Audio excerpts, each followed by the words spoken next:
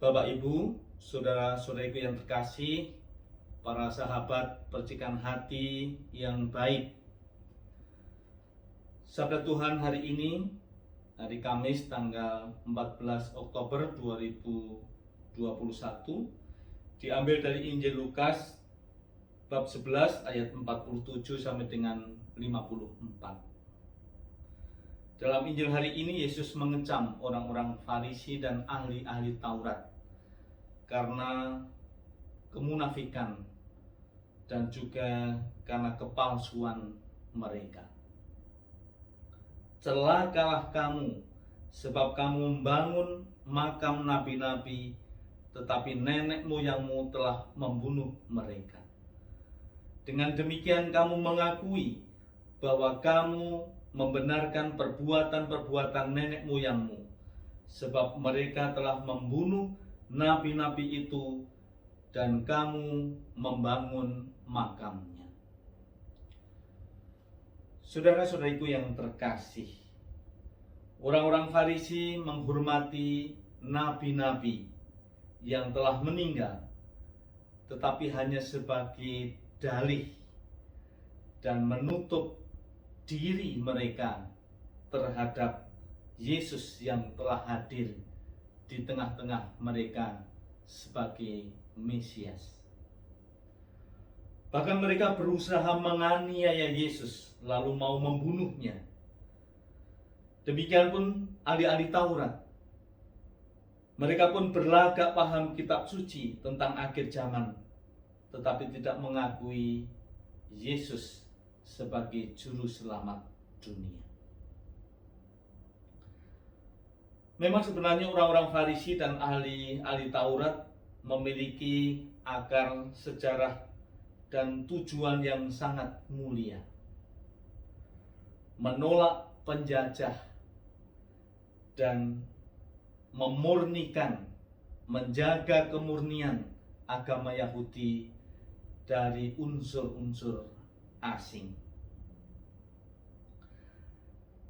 Tetapi perhatian mereka lebih pada hal-hal yang lahiriah saja. Orang-orang Farisi melakukan trik tipu daya dengan membangun makam para nabi yang sangat indah.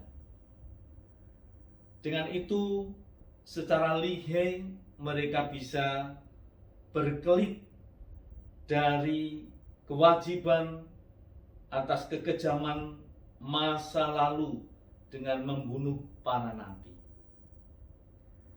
Cukup dengan membuat makam usaha yang kecil itu, mereka berharap bisa melupakan kejahatan yang terjadi. Maka kejahatan bisa dihapus dengan tanda keprihatinan yang semu pembangunan makam para nabi itu.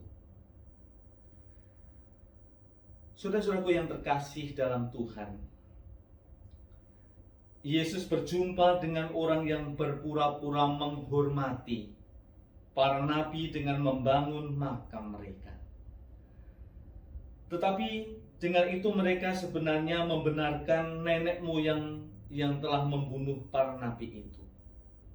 Dengan itu mereka berharap dapat terhindar dari tuntutan batin untuk mengambil tanggung jawab atas persoalan mereka yang masih ada. Yesus tidak membiarkan kewajiban semu dipakai sebagai tempat persembunyian bagi orang-orang yang takut untuk bertanggung jawab. Yesus tegas mengecam mereka dengan kata-kata yang sangat tegas. Celakalah kamu. Saudara-saudaraku yang terkasih dalam Tuhan, dalam kehidupan menggereja kita juga melihat,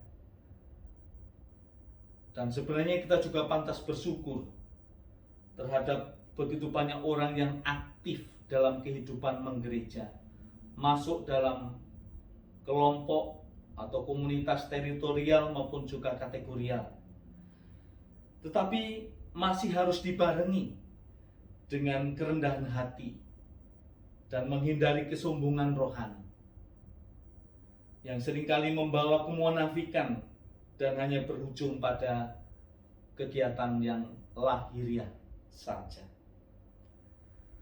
Maka kalau hal ini menjadi perhatian utama komunitas-komunitas yang kita juga saksikan dalam kehidupan menggereja,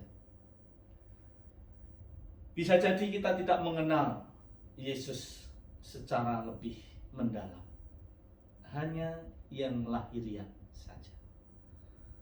Maka melalui sabda Tuhan hari ini, mari kita mohon rahmat-Nya supaya kita dibebaskan dari sikap kemunafikan ini.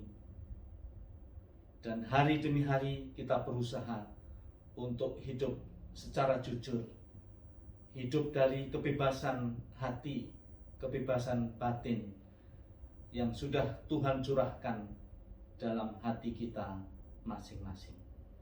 Tuhan memberkati kita sekalian.